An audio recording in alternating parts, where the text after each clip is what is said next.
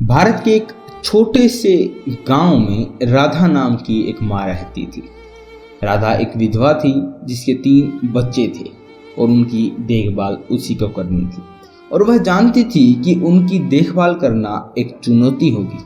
हालांकि राधा आसानी से हार मानने वालों में से नहीं थी। राधा कई प्रतिभाओं वाली महिला थी और उन्होंने अपने परिवार के लिए अभिनव तरीके से प्रदान करने के लिए अपनी रचनात्मक और संसाधनशीलता का उपयोग किया।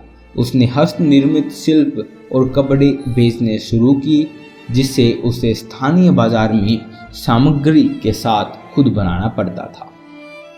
जैसे जैसे उसका व्यवसाय बढ़ता गया, राधा ने आमदनी पैदा करने के नए नए तरीके तलाश करने शुरू कर दिए।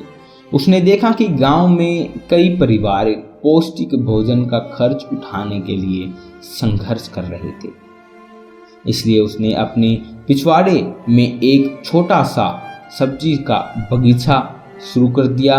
उसके अपने परिवार को खिलाने के लिए सब्जियां उगाई, उनका इस्तेमाल किया और अधिशेष को अपने पड़ोसियों को सस्ती कीमतों पर बेच दिया।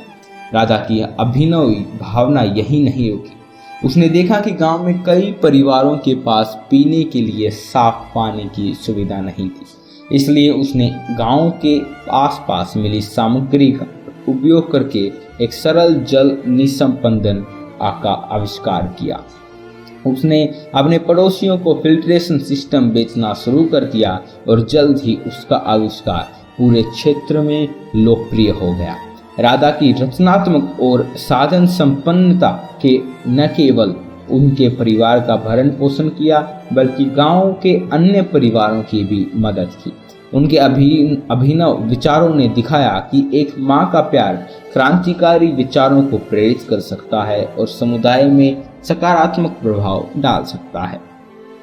कई चुनौतियों का सामना करने के बावजूद राधा ने अपने परिवार को प्रदान करने के लिए नए नए तरीके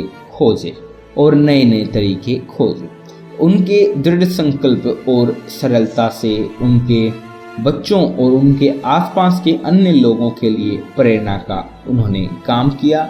वीडियो को सुनने के लिए आपका बहुत बहुत धन्यवाद। मिलते हैं अगली वीडियो में, तब तक के लिए सुखी रहिए, संपन्न रहिए।